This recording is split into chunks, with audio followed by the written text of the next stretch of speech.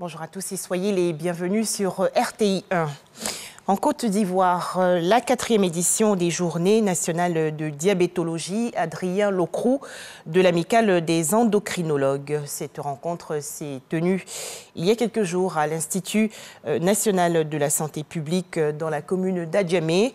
Au menu des travaux et discussions, l'amélioration de la santé bucco-dentaire des personnes atteintes de diabète et autres maladies cardiovasculaires. Direction à présent la région du Hambol, dans le centre-nord du pays. En ce début de la campagne de commercialisation 2022 de la noix de cajou, l'accent est surtout mis sur la traque des acheteurs véreux.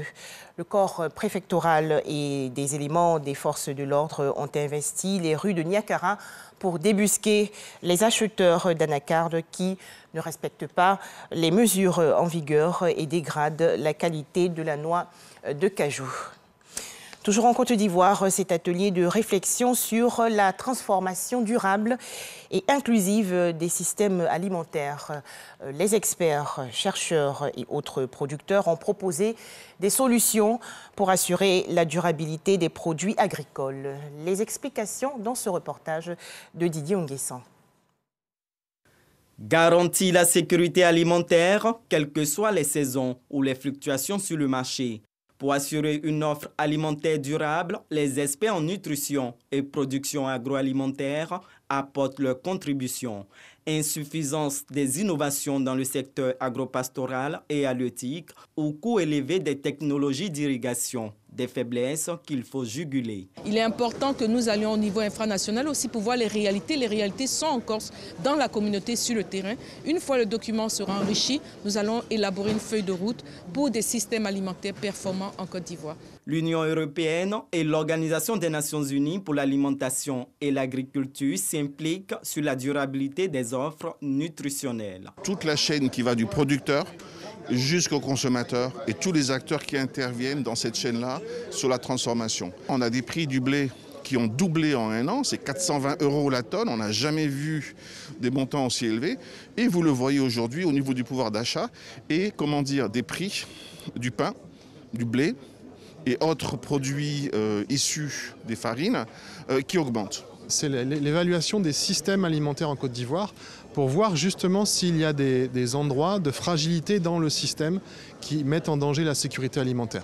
Quand on transporte des aliments sur des grandes distances, comment on s'assure qu'ils sont toujours propres à la consommation pour le consommateur final. Ça permettra effectivement au gouvernement ivoirien de mieux ajuster ses politiques. L'accès des populations à des aliments diversifiés, sains et nutritifs et le renforcement des programmes d'éducation nutritionnelle sont quelques pistes à explorer.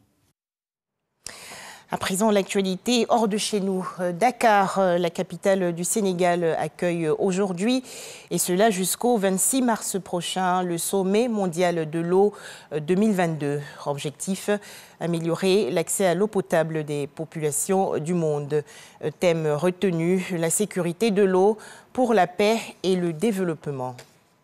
En Centrafrique, début aujourd'hui du dialogue républicain promis depuis un an par le président de la République, Faustin Archange-Touadéra. Mais l'ensemble des partis d'opposition qui avaient pourtant participé jusqu'à présent aux préparatifs ont annoncé hier qu'ils boycottent finalement la rencontre.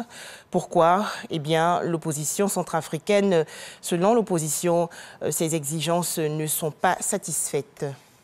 Enfin, la crise russo-ukrainienne. Au moins 902 personnes civiles ont été tuées et 1459 autres blessées en Ukraine à la date du 19 mars dernier. Annonce faite hier par le Haut Commissariat des Nations Unies aux droits de l'homme.